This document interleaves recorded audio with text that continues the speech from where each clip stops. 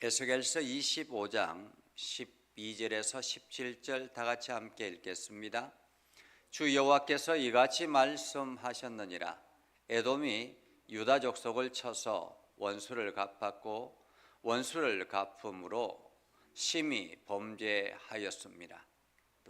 그러므로 주 여호와께서 이같이 말씀하셨느니라. 내가 내 손을 에돔 위에 펴서 사람과 짐승을 그 가운데서 끊어 대만에서부터 황폐하게 하리니 드단까지 칼에 엎드러지리라.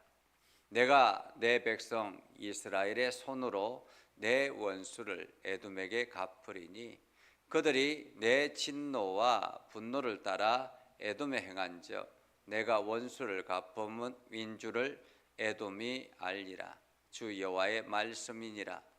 주 여호와께서 이같이 말씀하셨느니라. 블레셋 사람이 옛날부터 미워하여 멸시하는 마음으로 원수를 갚아 진멸하고자 하였도다.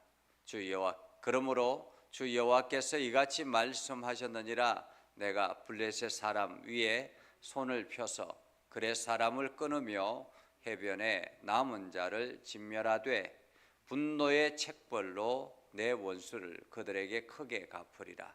내가 그들에게 원수를 갚은즉 내가 여호와인 줄을 그들이 알리라 하시니라.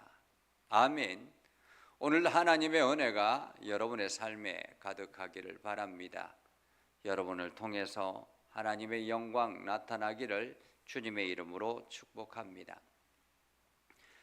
이스라엘의 그 원 바탕은 아브라함으로부터 출발하죠. 아브라함이 하나님께서 가나안 땅에 허락하여 주셔서 그 가나안 땅에 정착하고 그곳에서 민족을 이루게 하셨습니다. 이스라엘 백성들이 그 민족의 기초는 애굽이기도 했습니다. 그래서 애굽에서 많은 무리가 생겨나게 되었고 그들이 애굽을 나와서 이제 가나안 땅에 정착하여 비로소 이스라엘이 된 것입니다. 그렇게 하나님의 거룩한 백성들이 하나님의 공동체를 이루고 이스라엘이라는 한 나라를 세워서 그때부터 하나님의 말씀의 중심이 되었습니다. 그런데 이 이스라엘을 늘 괴롭히는 그러한 사람들이 있었는데 그 중에 오늘 나오는 이 에돔 족속과 그리고 블레셋 족속 이렇게 말할 수 있습니다. 사실 이 에돔 족속은 지금의 요르단 남부 지역을 차지하고 있습니다. 이 요르단 남부 지역을 차지하고 있는데 성지순례를 가다 보면 애굽에서 요르단으로 거쳐서 이스라엘로 들어온다면 애굽에서 이집트에서 애굽으로 그 요르단으로 넘어가는 국경을 넘어가게 되면 이제 산악이 쭉 펼쳐집니다. 왕의 대로를 따라서 올라가게 되는데 그 왼쪽 지역은 대부분 산악이고 산맥이고 커다란 바위 산들이 가득해 있는 그러한 곳입니다. 그러한 곳에 위치하고 있는 것이 바로 에돔이었습니다. 그래서 이 에돔은 예레미야서에서도 말하는 것처럼 너희가 산 꼭대기를 점령하고 바위 틈에 거하며 그리고 독수리같이 보금자리를 높이 올릴지어다. 그러나 내가 너희를 끌어내서 심판하겠다라고 말씀하시는 말씀 장면처럼 에돔은 그 산악 지역의 바위 틈 속에서 사는 아주 안전지대라고 생각했던 그러한 곳에 위치하고 있습니다. 이 에돔은 이스라엘의 역사적인 어떤 혈통이기도 하죠. 에세 후예이기 때문에 친족이라 그렇게 말할 수 있겠습니다.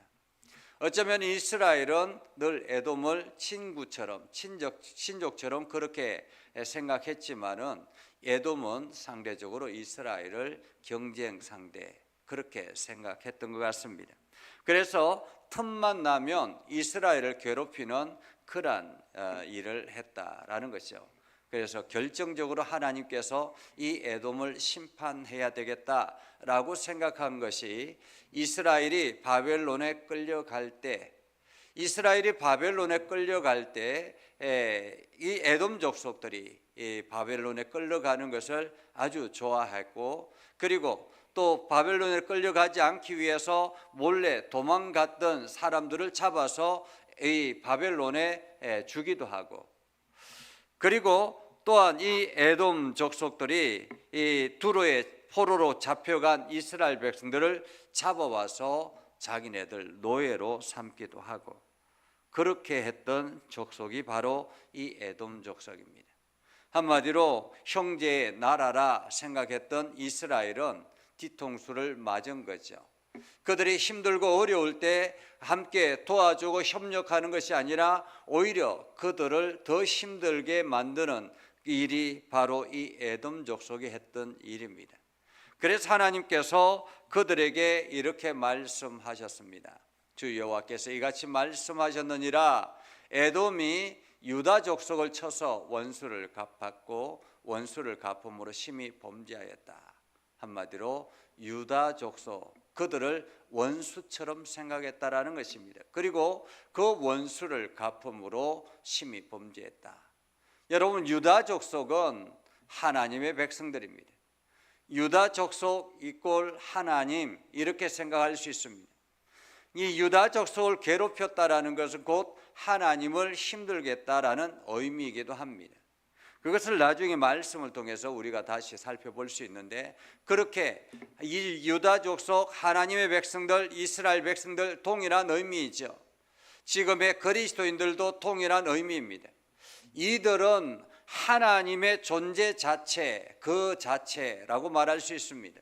하늘의 하나님께서 이 땅에 보여지는 것이 바로 하나님의 거룩한 백성들로 통해서 하나님이 보여지는 것입니다. 그렇기 때문에 유다 족속을 치는 것, 그것은 곧 하나님을 치는 것과 같다. 그래서 하나님은 그것을 심히 범죄하였다, 이렇게 말씀하셨습니다. 자, 심히 범죄하였다라고 말씀하시면서 주 여호와께서 이같이 말씀하셨느니라. 내가 내 손을 에돔 위에 펴서 사람과 짐승을 그 가운데서 끊어 대만에서부터 황폐하게 하리니 드단까지 칼에 엎드러지리라. 에돔의 그 땅, 제일 위쪽에 있는 대만에서부터 제일 아래쪽에 있는 드단까지 사람을 끊어버리겠다라고 말합니다. 짐승을 끊어버리겠다라고 말합니다. 한마디로 엄청난 그 전쟁이 일어나가지고 그들이 완전히 초토화될 것이다. 지금 유다는 일도 아니다라는 거죠. 유다의 그 모습보다 더 참혹하게 황폐하게 될 것이다 라고 말을 하고 있습니다. 드단까지 칼에 엎드러지리라 라는 말은 전쟁에서 완전히 초토화될 것이다, 이런 의미이기도 합니다. 자, 그렇게 하나님께서는 에돔에 대해서 말씀하시면서 내가 내 백성 이스라엘의 손으로, 내가 내 백성 이스라엘 손으로 내 원수를 에돔에게 갚으리니 그들이 내 진노와 분노를 따라 에돔에 행한즉 내가 원수를 갚음인 줄을 에돔이 알리라. 여기서 내가 내 백성 이스라엘의 손으로 다시 갚을 것이다 라고 말합니다. 그러면서 야, 하나님이 살아 계시는구나 라는 것을 그들이 알 것이다 라는 거죠. 알 것이다. 그러니까 믿음의 사람들이 세상의 사람들로부터 여러 가지 공격을 받고 어려움을 당할 때가 있을 수 있습니다. 그러나 언젠가는 하나님께서 역전을 이루실 것이다. 지금은 어쩌면 하나님이 기다리는 시간이다, 이렇게 말할 수 있습니다. 또 이 에돔 족속뿐만 아니라 블레셋도 마찬가지죠. 여러분, 블레셋은 어떤 곳입니까? 여호수아가 들어왔을 때, 가나안 땅을 점령했을 때 늘 가시 같은 존재가 블레셋입니다. 이 블레셋은 지금의 가자 지구를 말하고 있죠. 이 가자 지구였던 이 블레셋은 이스라엘이 좀 이렇게 정착하고 있을 때 조금 약하면은 블레셋이 일어나서 이게 침략해서 약탈해가고 그랬던 것입니다. 이 블레셋은 해안을 끼고 있는 그러한 나라라고 그러한 족속이라고 말할 수 있습니다. 그래서 이 블레셋에 우리가 잘 알 수 있는 것은 삼손이 이 블레셋 때문에 여러 가지 많은 어려움을 겪게 되었고, 또 우리가 잘 알고 있는 다윗 왕이 어린 아이 때 물맷돌을 들고 싸웠던 사람이 바로 이 블레셋이었습니다. 이처럼 늘 블레셋은 이스라엘 백성들을 괴롭히는 존재, 다시 말하면 가시 같은 존재다라는 것입니다. 여러분 인생에 늘 가시 같은 존재가 있잖아요. 내 옆에서 이렇게 항상 이렇게 나를 힘들게 하는 그런 존재가 있습니다. 그 존재가 바로 블레셋, 이스라엘의 블레셋이었습니다.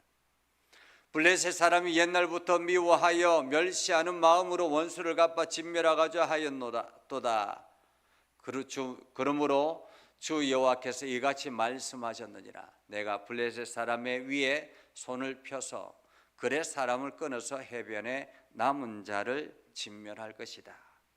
그렇게 해서 블레셋 지역은 완전히 초토화될 것이다 라는 거죠.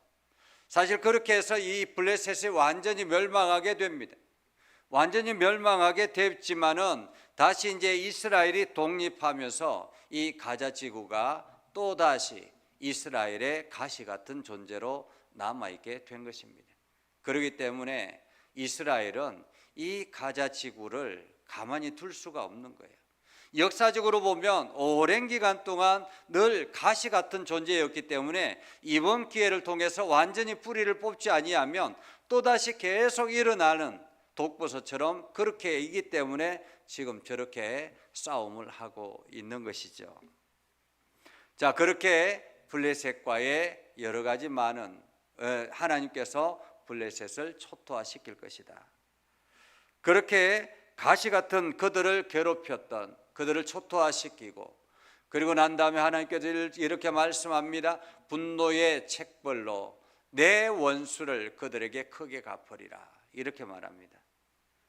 이스라엘의 원수가 아니라 하나님의 원수라고 말하고 있죠. 이것은 이스라엘이 곧 하나님의 몸이다, 이렇게 볼 수 있는 것입니다.